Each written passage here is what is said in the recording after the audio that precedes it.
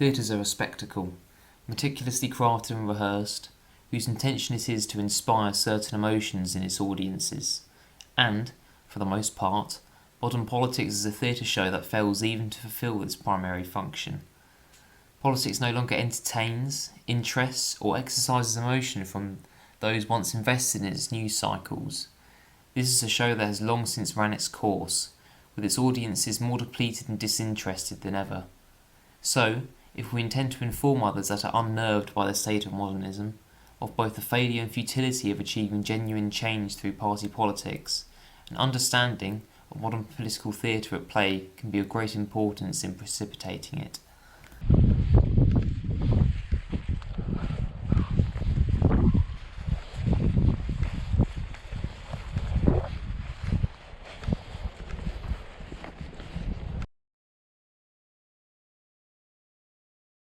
Liberalism paints the illusion that our own elites are comprised, and therefore representatives, of the people, whose positions are designed to serve the interests of their electorate, but a more accurate picture would be that of a theatre audience.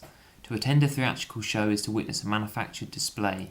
The scenes are of course not real, yet it is arranged and organised in a way that can make it appear so, paid for in part by the audience themselves. Even if the audience may on occasion have managed, controlled, and limited interactions with the stage actors, the influence they may exact upon those behind the curtains, who are responsible for producing the show, is negligible. On occasion we have seen the public raise discontent against the present political system, but most often it is disorganised and uncoordinated, unable to present a serious threat to the current order.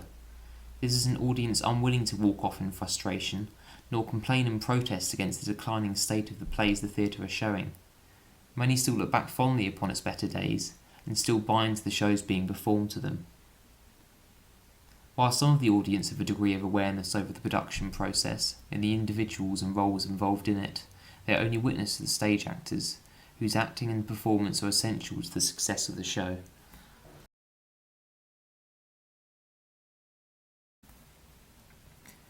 Our elected politicians, with all the small quirks of their own personalities, bicker and fight against one another. The debates, scandals, and mistakes they make along the way are both broadcast day and night by the mainstream media and inserted into every newspaper and magazine. It has become, in a way, inseparably tied to our own public life. To an inobservant mind, it is these people who decide on the decisions most affecting the nation, since it is those people whom they see most. They decide the rules and deal with the emergencies that threaten the national interest. They are best thought of, however, as the stage actors, the face of the show, but increasingly the original cast, who helped to drive the show's success, have long since left the political scene. While Reagan, Thatcher, and Blair could command almost universal praise during their zenith, we today find many Western statesmen scarcely able to garner any public support or trust for the policies they introduce. This is not to be confused with the general political apathy amongst the public, for public anger and outrage can and does break out following an event, but their enthusiasm for a political party or figure is. As stage actors, Western politicians, although almost perfectly following their assigned scripts, cannot now actually act them out in a manner that appears convincing or authentic to its audience, some of whom appear more interested in those figures that appear behind the falling curtain.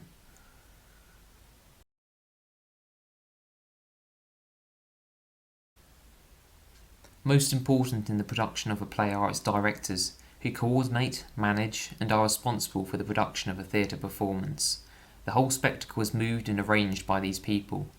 Whilst not necessarily in control of both the story and script, a job usually assigned to the playwrights, they have the role of realising the stories they set out, in whatever manner they choose. Suggested changes to script, lighting, sound and scene design must first go past the director. To relate this to our modern world, these are most akin to those that work behind the scenes in shaping and moulding modern politics, driving it into the progressive abyss we find ourselves in today. The Blairs, Bezoses, and the Gates fit perfectly into this category. These are types who wish to manage and control every aspect of our own lives and twist it according to the vision they seek, and, unlike our elected leaders, through immense financial and political backing, they are capable of realising it. In recent decades, the director has driven some of the policies that have precipitated modern decline. The reaction of states to the COVID pandemic was a policy drafted by global, influential actors who, through organising their network of foundations and NGOs, were able to push state leaders into implementing stringent, unnecessary, and excessive restrictions upon its citizens for 2 years. What a coincidence, then, that when during this pandemic popular state leaders, who were more inclined to spare a thought for their own national interest, were thrown out of power after being accused of being too weak on their pandemic response. How these individuals gained so much power, and how they were able to exact so much of an influence on world affairs is unclear, but it is difficult to see how recent events have not been driven by them.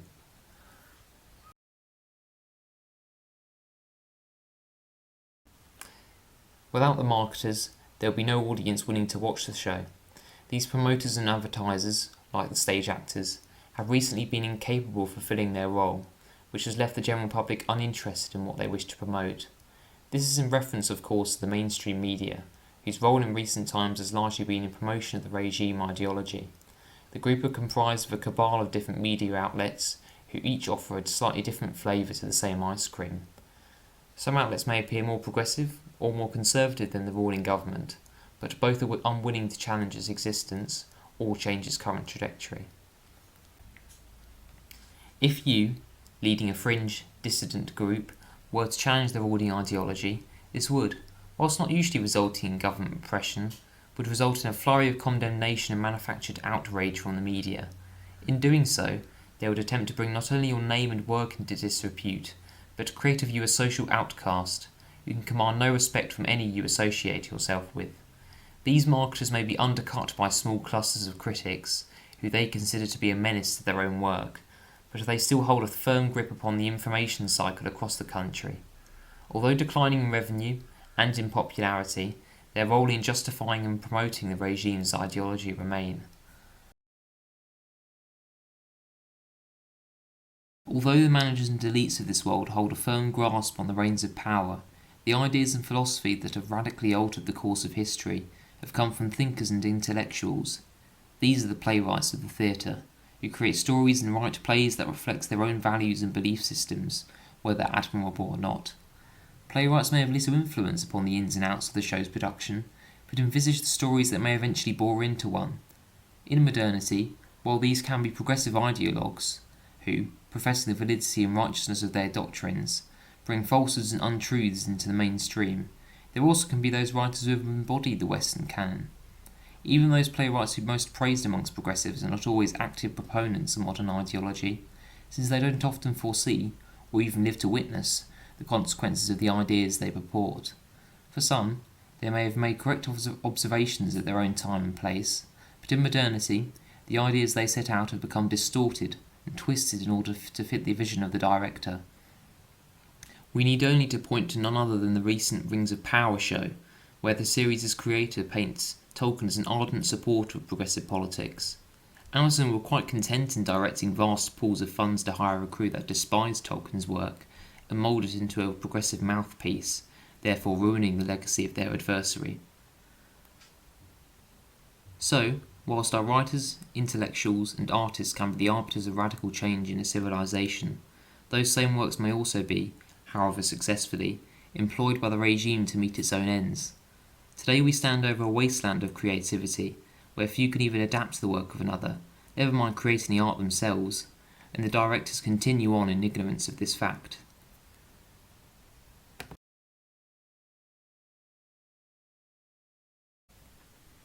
This analogy does not highlight in every detail the whole structure of this system, but I intend for it to have given a vague idea as to its distribution of power. The current system has not always been a political theatre, and there has existed a structure whereby power is seen and more localised, but, for the foreseeable future, this system will persist. Nevertheless, if we are to compare it to a show, it is one where actors are no longer capable of acting, and marketers no longer capable of marketing, a play past its prime shown to a vacant theatre. We, the audience, are witness to the falling curtains, as the real power that lies behind it is finally becoming exposed. Yet, whether we are all willing to peer through them remains to be seen.